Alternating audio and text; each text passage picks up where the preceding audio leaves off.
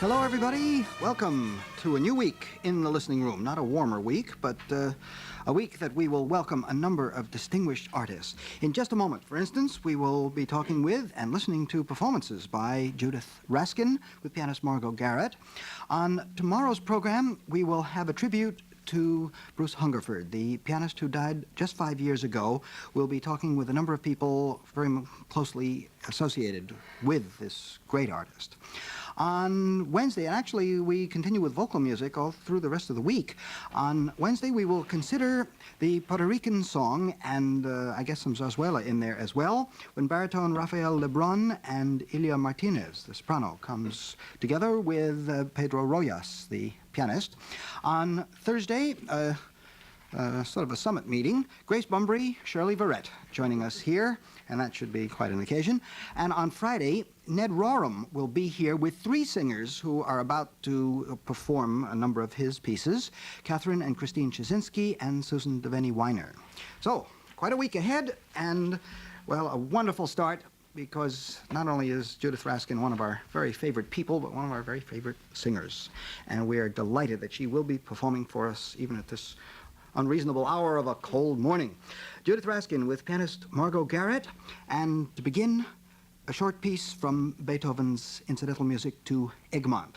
The song of Klärchens. She is thinking that maybe she should put on the uniform and rattle the drums and go off with her boyfriend to war. Die Trommel gerühret, das Pfeifchen gespielt, mein Liebster gewaffnet dem Haufen befiehlt, den Lanze hochführet, die Leute regieren, wie klopft mir das Herz, wie wollt mir das Blut, oh, hätt ich ein Wämsein und Hosen und Hut, oh, hätt ich ein Wämsein und Hosen und Hut.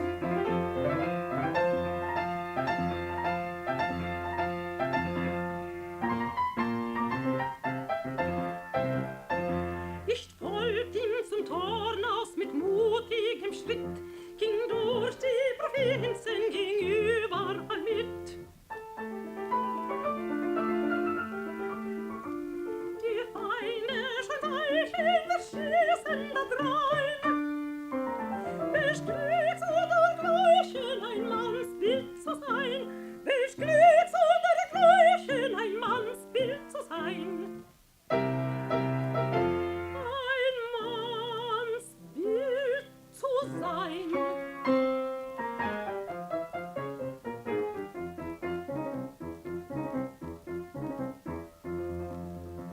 Die Trommel gerühret, das Pfeifchen gespielt, mein Liebster gewaffnet dem Haufen befiehlt, die Lanze hochführet, die Leute regieren, wie klopft mir das Herz, wie wollt mir das Blut, oh, hätt ich ein Wämsein und Hosen und Hut, oh, hätt ich ein Wämsein und Hosen und Hut.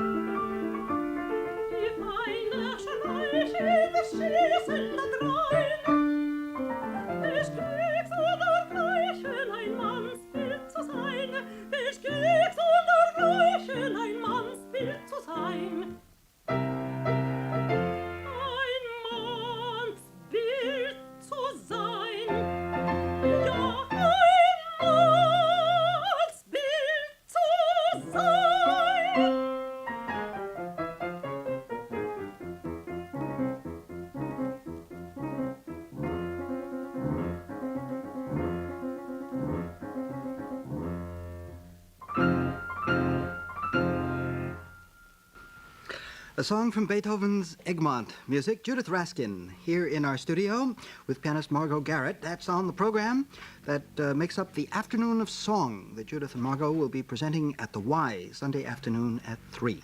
Judith, Hi. welcome. Thank you. It's nice to be back. Just before we get to anything else, one of the things I have always enjoyed about you as a performer quite aside from the sounds you produce, is the visual aspect. I don't know if you are aware of how much your face and your entire body, indeed, reflects what you are doing. In the second verse, when you had that very strong, going off to war kind of thing, your whole body, you had your one foot in front of the other, your body was at an angle, leaning forward, and then later on, you step back and you relax. Well, thank you very much for noticing. I was just thinking two things. One, perhaps you'd like to go on television. But you really don't need television because radio is telling a lot more than probably people see on camera. No, I believe in that. And as a matter of fact, I teach a lot of master classes, and it's one of the things I tell singers, young singers, you don't sing with your voice alone. You sing with your entire person. And that happens to be a rather dramatic piece. It's from Egmont, which is almost an opera. Not quite, it never made it. But there is a drama to it, and there's a drama to, there's a drama to poetry, if you will, and you don't assume the same body position for a different kind of song. But I'm so glad you noticed that, because there was a time when I worked on it consciously. Now it seems to be second nature to me, and I don't even think about it. I just do it. When you do work in master classes, and when you find a singer who may be performing quite beautifully, but does not have any of that body language, how do you get someone to to do it and yet do it naturally without over? I wish you had been at the class I gave yesterday. The Metropolitan Opera National Council asked me to be a judge for their district of New Jersey, and we gave a master class yesterday in Montclair State College to the participants and winners of that competition. And there are many different ways to do it. It's not something I can talk about quickly. I do give a master class on a regular basis at the Y, and sometimes I have an open class. I'm inviting you to the next open class. All right. Very good. If I were to give it a kind of a concise thing, every human being moves in some way when you are doing something that is normal to you. What happens to singers is they think because they're singing they have to put on a cloak, a mantle, a pretense. And I try to work through the normal reaction to an idea or an emotion, and invariably, and sometimes it happens when the singer is talking about the music rather than singing it, something happens, I catch it, and I say, that's what I'm talking about. What you just did now that looked like nothing. You picked up a tissue to blow your nose. That was a normal movement. Now, I'm not saying you should do that while you sing, my dear, but there are so many ways we communicate. And I think what I try to do is pull the cobwebs away from myself as well as from my students, so that what is natural and free starts to happen. And after all, singing is about the closest you can become to yourself. I mean, it's your voice, it's your instrument, and then you have words. You're bound to set up a chain of reactions, what you feel, much, much more than just what you think, what you feel. Judy, tell us about your afternoon of song. My afternoon of song is kind of a euphemism because I'm giving a lieder recital, and I don't want to scare people away by calling it a lieder recital. But Bobby, I realize now this is the third recital, vocal recital, with a third program I have given within a year. And I'm sure the audience is aware that the voice recital, including solo recitals in every instrument, but the voice recital particularly has taken a downturn in the last 20 years. There has been much less activity in that field. In fact, the National Endowment for the Arts just began a program. I was chairman of it for a year, and it started with very small funding. I think it was $200,000. $100,000 went to presenters who were willing to give more recitals, to the closet recitalist who had been not able to come out and do it, and also $100,000 to fellowships. This first year we did pianists and singers because we felt that was a tremendous need. The solo recital when I was growing up was something everybody did if they had an interest in singing lieder or any kind of art song. I have done a great many kinds of art song, but I seem to have been something of a specialist in the German. Years ago I got a review saying I was a phenomenon because I was a German lieder recitalist, and what was a nice girl like me doing in a place like this? I mean, what is an American? But I have done a great deal of American music. In fact, my second program was all American music. Remember, it was with a Jewish American theme, in fact. My husband, however, just loves to hear me sing German lieder. And he said, I'm not going to wait around another 4 years before Omas Hirschbein can find a spot for you on the series. I am going to, he did behind my back, actually. he got a date for me and then wrapped it up in a Christmas present kind of thing and said, guess what, you're going to do another recital. But he's the kind of person who doesn't want the publicity, and he also had a brilliant idea, which was that if we make any money on this concert, wouldn't it be nice to create scholarships for the other singers, the young singers who are coming to see me at the 92nd Street Y in my classes. So if we make money, and I hope you all go out and come buy tickets to hear the concert, but if there are any profits from it, we're going to make scholarships for the Y School of Music. Now, we're not charging benefit prices, so that means that there's no extra money. This is absolutely a labor of love, and my husband, who not only loves me and loves the way I sing, I think loves the he loves the idea of perhaps building an audience, because even though I've had 3 recitals, they've all been in New York, they've all been 3 different programs. It would be very nice to know that I was doing something for myself and for my colleagues who want to sing more recitals and Judy, build audiences. Do you have any theories or any ideas why the decline? Oh, God, papers have been written on it, theses. I think it has to do with pendulum swinging, and I think there's a tremendous interest in the theater and in opera. I mean, in the theater of opera. And partially, I think the leader recitalist or the art song recitalist is a rare bird, a rare songbird or a rare pianist or a rare violinist who can stand up for an hour and a half and hold an audience riveted to its seat because the personality is so strong. It's possible that we did not have that kind of performer around for the last 20 years. But when I heard your rundown of the week, I can see that there is some movement. Yeah, something's happening in there. Something certainly is happening. All right, Judy, we'd like to continue sampling your Sunday song. And what's going to be there? Well, let's go on with Beethoven, and let's make a nice... Speaking of Beethoven, what made you choose the Egmont song, which is, it's never done in a lieder concert? Well, it is called a lied, and although it is from Egmont, it's one of the rare times I would do something that was originally written for orchestra. Although on the program I'm doing Berg, 7 early songs, which is orchestrated too. But the Beethoven has a freshness to it, and because it is not done often, I really think I picked that song because I think it'll call the audience, hello there, get up, wake up.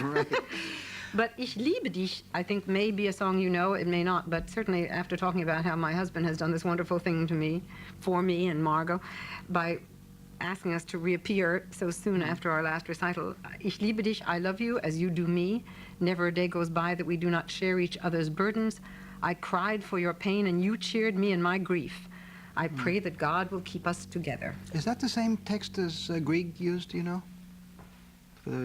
I don't think, no, that one is Thou art my thoughts, my present and my future, translated. It's the same idea. It's just... Well, I think actually this is a much, much simpler song, and it's the kind of thing that I would like to sing at weddings instead of whatever they sing, oh, promise me. Excuse me.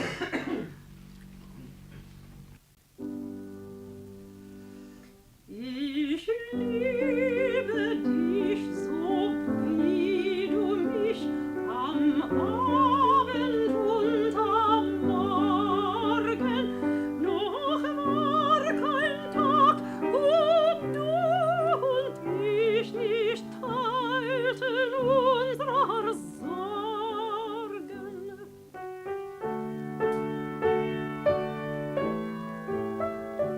Ach, waren sie für dich und nicht geteilt, leicht zu erklagen. Du tröstetest im Kummer mich, ich weint in deiner Klagen, in deiner Klagen. Drum Gottes Segen über dir, du meines Lebens Freude. Gott schütze dich,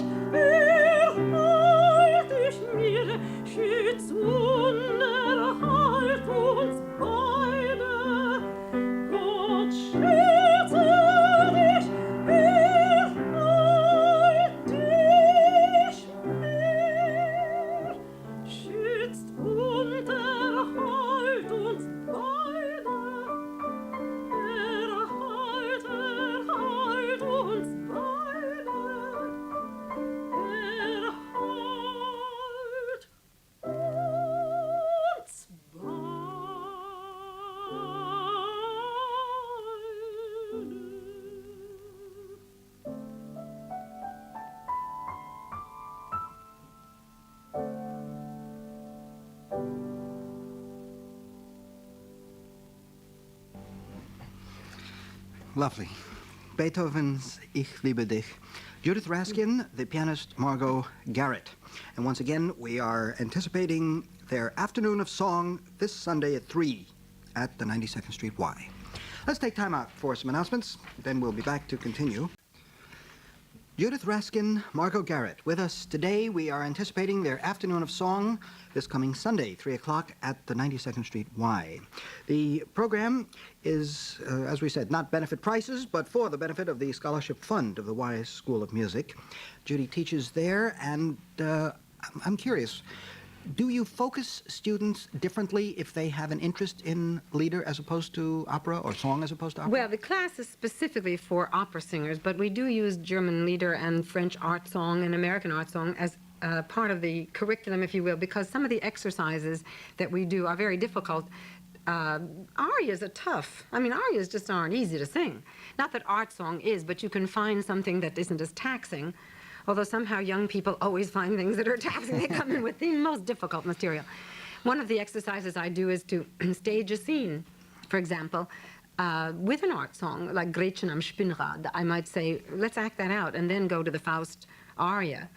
But I do a lot of creative activity with improvisations and silent scenes that become, well, I write my own operas with the kids before they get to the heavy material, because some of them are going eventually to sing Verdi and Puccini, but I think in exercises you sometimes want to spare the voice. If anybody comes in and wants to do only art songs, there is another gentleman, Ken Newburn, who does that specifically at the Y, but I use the art song. It may strike you as funny that I don't have a class in it, but there is such a demand on my time to teach opera. Well, I understand that. Yeah.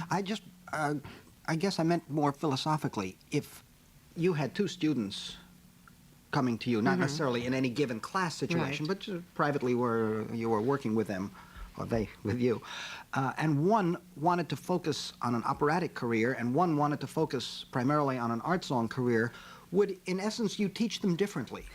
I see what you're trying to say. No, you train the voices exactly the same. You certainly emphasize the repertoire that they want to sing. But if you are a wise teacher, you also warn them that if they want a career, they better do some opera, because that's what I was explaining before. The idea of growing up to be a vocal recitalist no longer exists. I'm hoping it will come back so that a generation of singers will start to be recitalists. The only thing is, I feel that the persona, the temperament, the intelligence of a singer who is going to be an art song singer shows very early. And something in the quality of the voice, something in the way they feel about poetry, something in their personal behavior with me indicates right away that that is an art song singer. And it's not unusual for those young singers to come with programs. I mean, they say, I'm going to give a program in some little church or some library. And those are the singers who, of course, tickle me, because they very often bring songs that are even I don't know. You know, that's the fun of being a teacher. Right. I must say, even if you are going to be an opera singer, I insist, if you're in my studio, that you learn more than just opera, for heaven's sake. You have to learn the art song. You have to be an educated singer. And that's more or less the way I stumbled on it, too, until somebody said, my God, you're authentic. You're an art song singer, and you should be doing German lieder. And I said, how do you know? And the answer was, we can tell because we've been there. These were the gentlemen like George Schick and Peter Hermann Adler and Felix Popper, who had come from the old country and had started to work with me on opera, and said, really, the quality of your sound reminds us of Elizabeth Schumann and those people who did your repertoire in the opera. You should sing art song.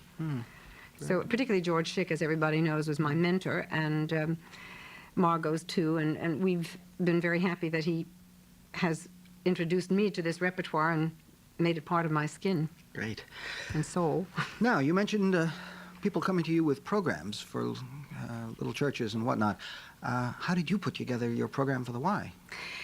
That is a very difficult question to answer, particularly if you have 3 new programs in a row and within 12 months. I have a large repertoire. I remember talking to my friends Jan de Gaetani and Lucy Shelton. When we look at requirements for contests such as the international competitions of the Naumburg or this new Rockefeller thing that's going on, they do require 3 or 4 programs. And we said, could we put together 3 or 4 programs? And I said, sure. But you know, the more you know, the less you know. And when I put together this program, I had been mandated by my husband to do a German lied, and he said, that's what I really want. And I did not want to repeat any song that I had done within the last 12 months. And it wasn't that easy, but there are some composers who sort of fall into line. For example, after the Beethoven, I'm doing a Schubert group. Then I'm doing Wolf, and I found that there's one song in the Schubert group that is chromatically so unique that it seems to be a wonderful guide into Wolf, who seems to love to linger in tense chromaticisms and resolving them. And the Berg is not it's not 12-tone, it's the 7 early songs, seems to be related somehow to the Wolf. And that, I think, was somewhat unconscious. Margo and I talked about doing the Berg, and she very wisely said, don't do it before the intermission. It's a funny place. I did it that way this summer, and it seems to hang nowhere. Where can we put it? So it's coming after the intermission, and then, excuse me, after all that struggling around with chromatics, I thought it would be nice to give the audience a treat, a little Schlag, which means whipped cream. So we're doing the whipped cream composer of them all, Strauss. And so there I go from early 19th century through the major composers into 20th century, and some. It sounds very intellectual, but actually it just sort of happens inside your head. You think these programs. But it makes sense because it follows through musically. Right. All right, we've touched on the Beethoven. We better plunge ahead. What do you want to do first? Well, I thought we'd do the 2 Schubert that I picked. One, Heidenröslein, which is practically everybody's favorite. That's about the young man who said he would like to pluck the rosebud, and she said, if you do, I'll prick you with my thorn. And he indeed plucks her, and she does prick him, and she suffers, and I hope he did too. Nasty young man. And dich, hier, gewesen, which is that song I talked about, which I think is a really unusual Schubert song. And I'm not even sure that the poetry can describe itself. You have to hear it with the music. It's a Rückert poem. There's a fragrance in the wind, and there are tears in the grave, and this place has known beauty and love. The fragrance and the tears tell that you have been here. And then I think, to cheer things up, we'll go into one of the more delightful Hugo Wolf songs, In dem Schatten meiner Locken, from the Spanish Liederbuch. And this is the song where the young woman says, I'm I'm awake and my lover sleeps next to me, and I wonder if I should wake him up because he has this way of calling me a vixen, and yet he sleeps beside me. Do you think I should kick him out of bed? I don't think I will. Incidentally, I hope that the Y changes it. It says he calls me Nixon. No, vixen. Vixen is bad enough. Okay, let's try a little music. Very good. Here again in our studio, Judith Raskin. The pianist is Margo Garrett. Sah ein Knaben Röslein stehen, Röslein auf der Heide, war so jung und morgenschön, wie verschneit es noch zu sehen, saß mit vielen Freuden. Röslein, Röslein, Röslein rot, Röslein auf der Heiden.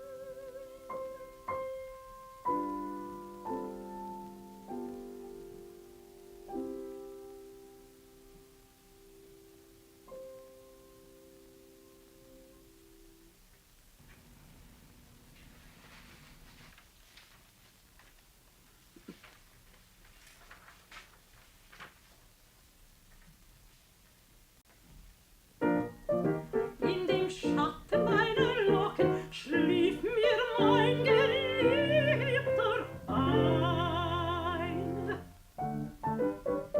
Weck ich ihn nun auf? Ach nein. So erstrebt sich meine krause Locken täglich in der Frühe. Umsonst ist meine Mühe, weil die Winde sind zum Sausen. Lockenschatten, Winde sausen, schläfert denn den Liebsten ein. Weck ich ihn nun auf?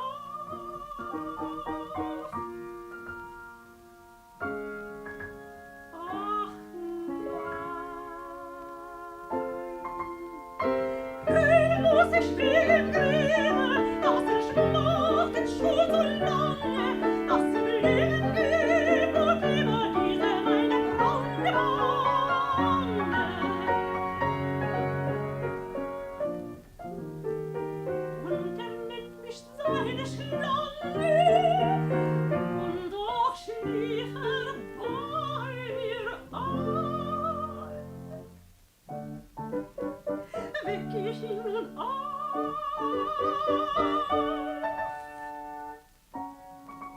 Ach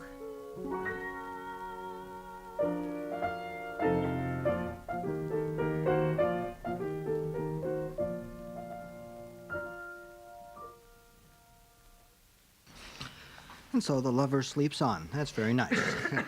We heard two songs by Schubert, one just now by Hugo Wolf, both sung by Judith Raskin with pianist Margo Garrett, and all three will be on the program that they're giving at the 92nd Street Y this Sunday at 3. All right, we have a few more announcements. You may have noticed that most of our commercials these days are culturally oriented. That's very nice. Judith Raskin, do you think that taking singing lessons is a good idea, even if you don't want to be a singer? Oh my God, what a question! For what? You mean for your good Just for will general, and good I mean, health? look, a lot of people study the piano with no intention of going out and doing anything other than enjoying themselves at home. Well, I actually think you're absolutely right that it would be wonderful. The problem is that teaching someone to sing is such a long-term operation that I recommend it only for people who really want to make the commitment. But I have taught people who want to sing and can't. That's a different story. I mean, people who want to be singers whose voices are misbehaving, if you will, can be turned around, honestly. see. So the subject has come up, and I've talked to my coach, Dan Merriman, who says, don't let it out, but anybody who can swallow can be taught to sing. Because if the larynx is healthy and you are able to use it, you are able to sing. So certainly you could be taught. I don't know why that wasn't thought of as part of a curriculum. You know, that you're right, absolutely. Well, there are Margo. choirs in schools, Right, so there's that's- that much, but that's it's a not different really kind teaching. of singing, Exactly. yeah. Margo Garrett, we've decided to Hi. welcome you to our little conversation It's always clutch good here. to be here, thanks. Yes, good to have you back. What have you been up to? I've been playing a lot of recitals. I've also made this fall, I think, 3 recordings now. One of them having to do with the Naumburg project, with the songs, not complete recording, but most of the songs of Charles Griffiths. And that I did with the sopranos Irene Gebrood and Lucy Shelton. I've just recorded the sonatas of Niels Gade and Francis Poulenc, the clarinet sonatas with clarinetist Arturo Ciompi, and they'll all be out in the spring. Great. And I have another recording that I'm working on now, but I better not talk about it. Very good. How long have you been working with Judith Raskin? Happily since last spring, when Maestro George Schick retired, we hope momentarily, from playing the piano. Of course, I came to New York 10 years ago hearing their recitals and loving them. And Judy, I don't quite know exactly how you did get to me, but through Maestro I heard you play Lucy Sheldon's recital, and I said, Oh. that's the sound I want to sing with. Oh, I see. At any rate, Maestro had been a mentor of mine at the Manhattan School of Music, and of course, Judy Well, had I've worked known with him Margo, for so yeah. long. Yeah. I've known Margo So- from the school, from the Manhattan School, which you notice I have all these affiliations with all these Manus, Manhattan, and the Y. But no, I've known about Margo. In fact, I think you played for me probably in rehearsals, and you may just have. Exactly. In fact, let me tell you a story. When I first joined the faculty of the Manhattan School of Music in 1974, one night I was at the school coaching a student's rehearsal for a recital the next day. Judy was there at the rehearsal, was a student of hers, and as we drove home in a cab together, she said to me, "It's always a pleasure to hear you play, Margo. I hope one day I can make music with you, too."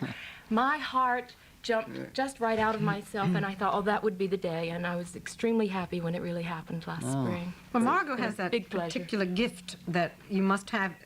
You must be able to sing with the singer, and you must make a sound that sounds like singing.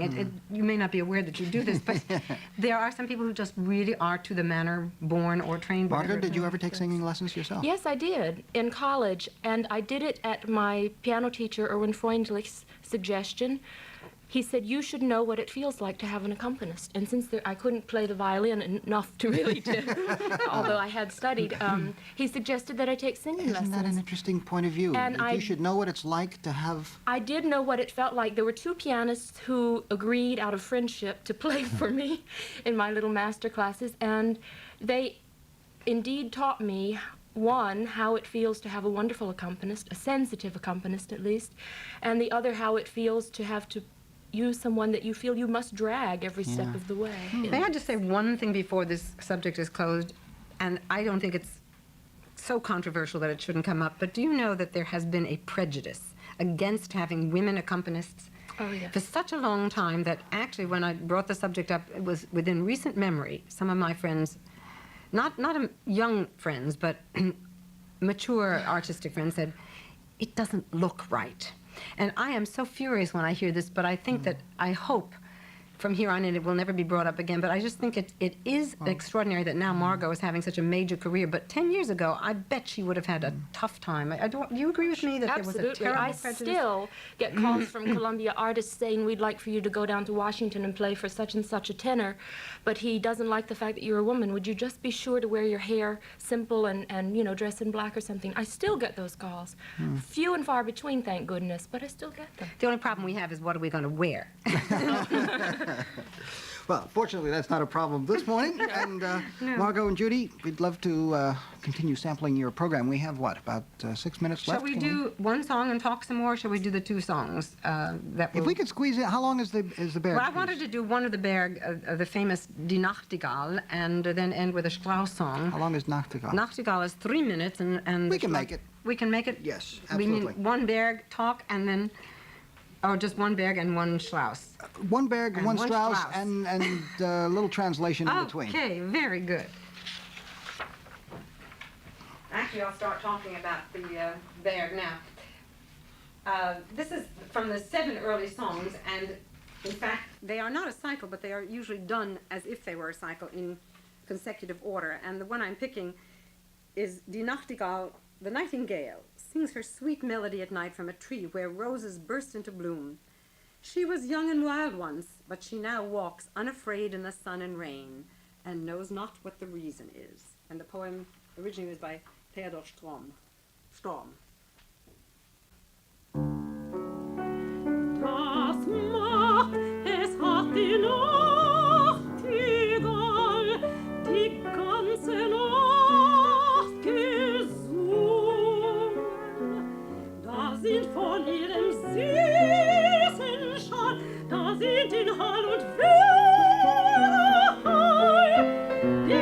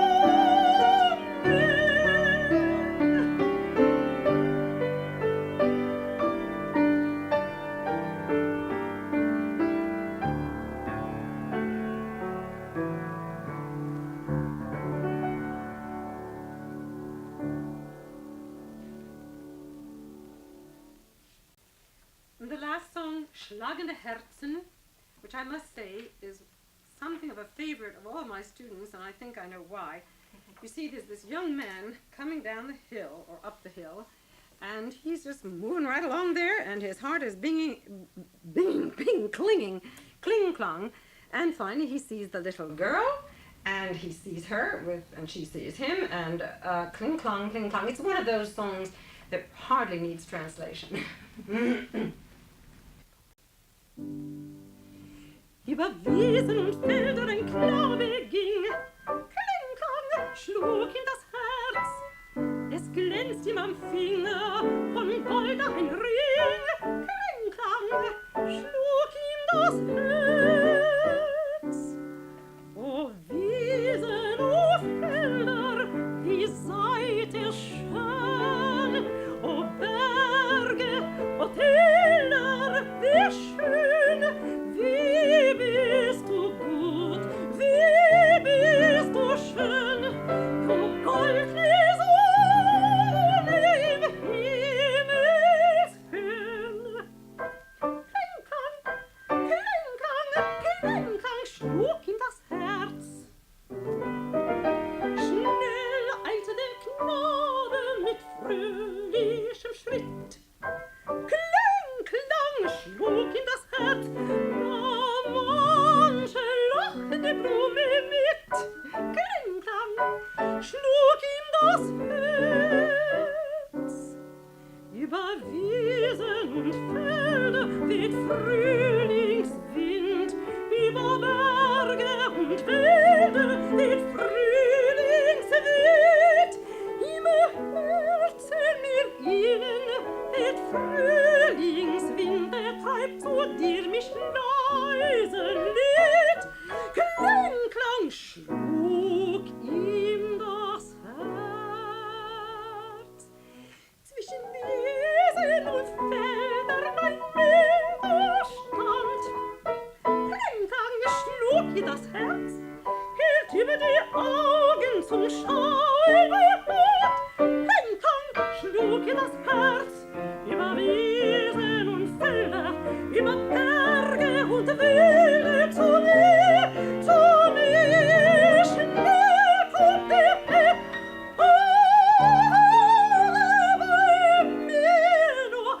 bei mir schon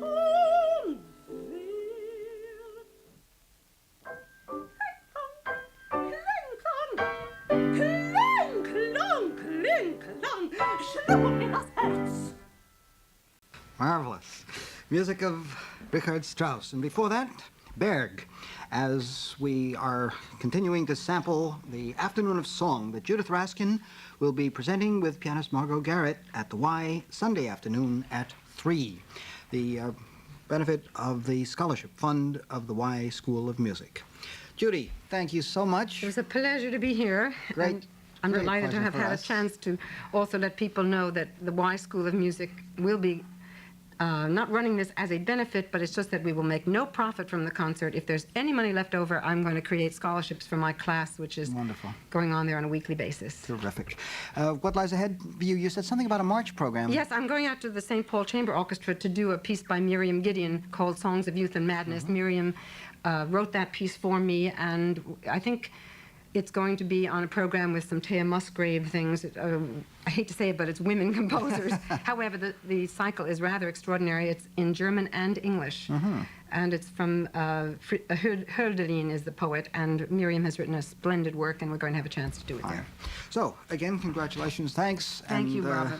Wonderful luck for Sunday at 3, Margo. Thank you much as well. My pleasure. And we'll await those recordings coming out in a little bit.